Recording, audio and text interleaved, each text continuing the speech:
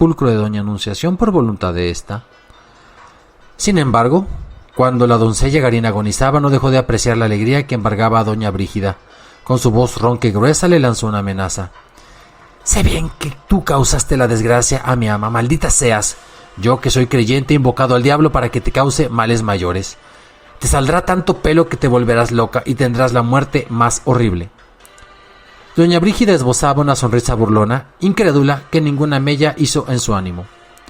Pero asegura la leyenda extraña que días más tarde la mujer advirtió que su cabello le crecía en abundancia. Frente al espejo de su tocador no dejaba de admirarlo y peinarlo. ¡Qué cambio tan benigno!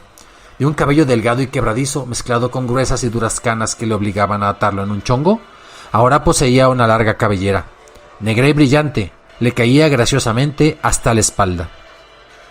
Le dio por peinarlo junto a la ventana que daba a la calle, en el mismo lugar donde solía sentarse doña Anunciación.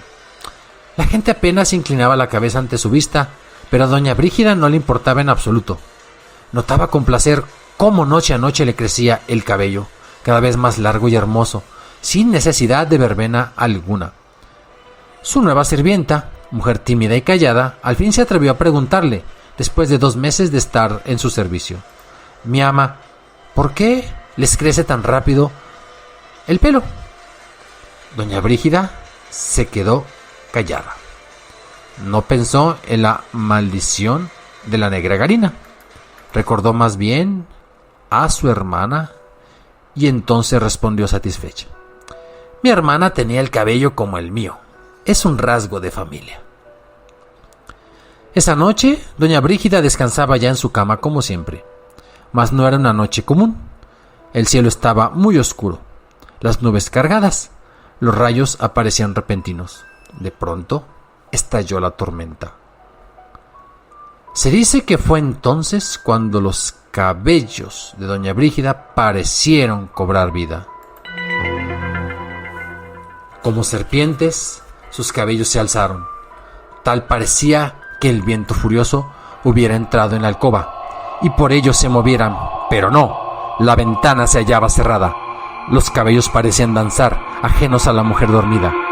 En medio de esa danza, comenzaron a buscarle el cuello, a enredarse, como víboras negras y anilladas, con más fuerza cada vez, hasta que aprisionaron su cuello por completo. Al sentir la presión en su garganta, la mujer despertó gritando. Acudió a la sirvienta de inmediato. «Señora, ¿qué os sucede? Tuve una horrible pesadilla. Soñé que mis cabellos me estrangulaban como serpientes, y al despertar tenía los cabellos. ¡Oh, Dios! Ve, aún tengo los cabellos enredados en mi cuello». La sirvienta retiró los cabellos de su cuello, que si bien ya no continuaban fuertemente sujetos, resistían el desanudo, como si dueños de una voluntad truncada se aferraran a permanecer ahí, para seguir en algún momento con su propósito. Extrañada y temerosa, le dijo entonces: «Cuide de ellos, señora.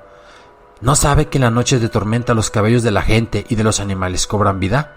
«¿Qué estás diciendo, insensata?». «Lo que dicen los ancianos, señora. Cuide de sus cabellos en las noches de tormenta, los tiene muy largos». Corría entonces agosto, mes de lluvias torrenciales, y por ello, aceptado por doña Brígida, la criada sujetó sus cabellos a los barrotes de la cabecera de la cama. Hubo que dividirlo en 2 tantos, amarrando cada uno a un barrote. Mas no convencida con el remedio, ató una cinta gruesa sobre los nudos ya hechos. Le fue difícil acomodarse a doña Brígida en esta posición, aunque la almohada, grande y firme, le permitía descansar la cabeza y el tronco. Temía la tormenta que se repetiría esa noche, como se vislumbraba y se había pronosticado.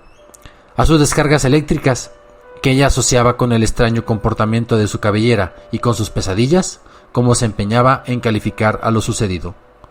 Cierto, no estaba segura de que solo fuera eso, pero aceptar su miedo, su terror, era tanto como darse por vencida y permitir que esas fuerzas extrañas la dominaran por entero. Al fin, después de un lapso incontable en que no supo si estuvo dormida o despierta, llegó la madrugada y con ella otra tormenta. Esta vez, el cristal del ventanal retumbó con enorme fuerza. El viento lanzaba bufidos terroríficos. Las cortinas se alzaban, espantadas por el viento que se colaba por los intersticios. Mas en el momento en que un gran rayo apareció en el firmamento y la escasa luz de la vela se extinguía, su cabello se soltó de los amarres. Volvió a tomar vida. Ella, que se despertó con el retumbo del rayo, lo vio todo esta vez. Las serpientes negras se elevaron para acometer la embestida, rodearon su cuello, empezaron a hacer círculos con mayor rapidez y frenesí hasta iniciar la asfixia. Doña Brígida, impulsada por la fuerza del instinto, jaló los cabellos de su cuello que ya empezaban a ahogarla. Tambaleante como pudo, llegó hasta un mueble, sacó unas tijeras y, peleando con las hebras malditas, cortó en muchos pedazos la cabellera. El embrujo cesó, pero doña Brígida ya no estuvo tranquila. Se cuidó de no decir a su criada o a su hermana sobre lo que le había sucedido. Cubrió su cabeza con un mantón y así permaneció por varios días, temerosa de sentir y de ver su cabello otra vez. Sucedió entonces que otra noche, cuando se iba a acostar, estalló otra tormenta. Doña Brígida se quedó de pie junto al espejo, indecisa, a pesar del mantón. Sentía mayor peso en su cabello, pero no quería tocarlo. Más fuerte fue su voluntad, su caprichosa naturaleza. Que llueva y que caigan rayos y centellas. Ya no temo a mi pelo, dijo en voz alta, quitándose el mantón. Pero al descubrirse la cabeza, un grito de espanto salió de su garganta. ¡Ah! ¡Pelo! Más grande que antes. Al instante el cabello largo hasta la cintura se elevó por encima de su cabeza. En hebras gruesas se dividió. Estas se juntaron en la coronilla, luego descendieron, buscaron la garganta de la mujer. En ellas se enredaron con interminables vueltas, por el placer diabólico de sentir las venas hinchadas, por escuchar sus gritos, sus gemidos, que la tormenta se encargó de callar.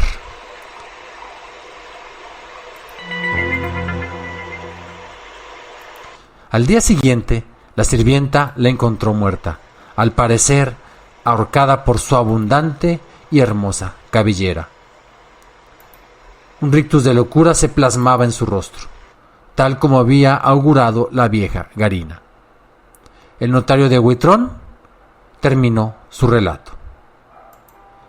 Dice la conseja que así murió la media hermana de tu tía Anunciación. En cuanto a tu padre, después de sepultarla, decidió enclaustrarse hasta su muerte, quizá por la pena de enterarse cuánto se decía de doña Brígida. El joven había escuchado con atención el relato, pero alegó: aún no entiendo cómo puede asociarse esa maldición con la cosa que vi en el suelo. Pienso que fue el fantasma de tu tía Brígida. No puede ser. Te repito que no iba erecto, era algo que se arrastraba como un gusano velludo. Si es así, no sé cómo explicarte lo que pasó. Me inclino a creer que fui víctima de una alucinación, de un terror imbécil. Perdí los estribos. De seguro fue algún animal, nada de fantasmas ni de increíbles cabellos asesines. Le aconsejo que no vuelva. El criado vino a avisarme que se iría. Quédese en mi casa, don Cristóbal, y mañana puede irse a la casa de sus tías o a otra y seguir tranquilamente lo que dispone el testamento de su padre. Por cierto, señor notario, mi padre ordenó que se exhumen los restos de la tía Anunciación para llevarlo a España. Le pido que haga lo propio. Así se hará. Don Cristóbal hizo caso de la recomendación del notario. Prudente, se instaló en su casa sin hacer caso ya de la cláusula establecida por su padre. Una noche en esa casa le fue suficiente para dar por cumplido su mandato. Días más tarde, se dispuso a exhumar los restos de su tía. Se encontraban en el cementerio del notario don Cristóbal y un fraile encargado de realizar la ceremonia fúnebre. 3 sepultureros abrieron la tumba. A fin de extraer el féretro, cavaron con palas a una distancia aproximada de 1 metro bajo tierra, cuando de pronto exhalaron un grito de terror que atrajo a los hombres. El fraile fue el primero que lo vio. ¡Dios bendito! ¿A qué ser santo diabólico? ¡Oh, maldito! Le dieron sepultura aquí. ¡Cosa más rara! La tumba, abierta, se hallaba totalmente cubierta por cabellos apenas revueltos por la tierra, negros, hermosos, resplandecientes a la luz del sol. Don Cristóbal los vio y los reconoció. Eran los mismos cabellos del espantoso ser que vio en la casona. Se le reveló el cráneo que lo sostenía, el bulto mortuorio arrastrándose, pero no podía ser el mismo. Nervioso, molesto, le preguntó al notario: ¿No le dije que sacaríamos los restos de mi tía Anunciación? Hay un error, caballeros, dijo un hombre que en ese momento se acercó al grupo. Soy el encargado de este cementerio y les puedo asegurar que la tumba de Anunciación está más allá, dijo, señalando al sepulcro cercano. Miren bien la inscripción de la lápida. Los sepultureros se alejaron cuando el encargado se acercó a la tumba. Entre el susto sabían que recibirían un regaño por haber omitido que la inscripción se hallaba borrada, presurosos por terminar su labor. Pero el hombre ni siquiera llegó hasta la lápida, pues antes se encontró con la tumba. ¡Dios santo! ¿Qué es esto? Solo el Altísimo puede explicarlo, señor encargado. Retirémonos ya. Vayamos con el Santo Oficio. Este es asunto que se debe de conocer. Dice la leyenda que el Santo Oficio tomó cuenta del suceso y con el ritual establecido en sus leyes se exorcizó en la tumba, al ser monstruoso que ahí moraba. Se levantaron actas ante el Santo Oficio que suscribieron quienes fueron testigos de este suceso. Don Cristóbal Arias de Velázquez decidió vender toda su heredad y de la casa liquidó muebles, cuadros y demás objetos de valor, pero no esta, que a falta de comprador quedó deshabitada por muchos años. Con los restos de la tía Anunciación se embarcó a España, donde murió de anciano. Siempre tuvo presente la macabra experiencia de su juventud, pero nunca aceptó haber visto lo que la gente en esta Nueva España llamó los cabellos del diablo.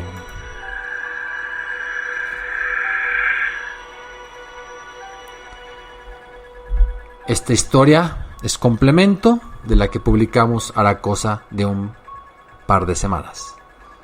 Esto fue Crónicas de Espanto. Nos vemos hasta la siguiente semana.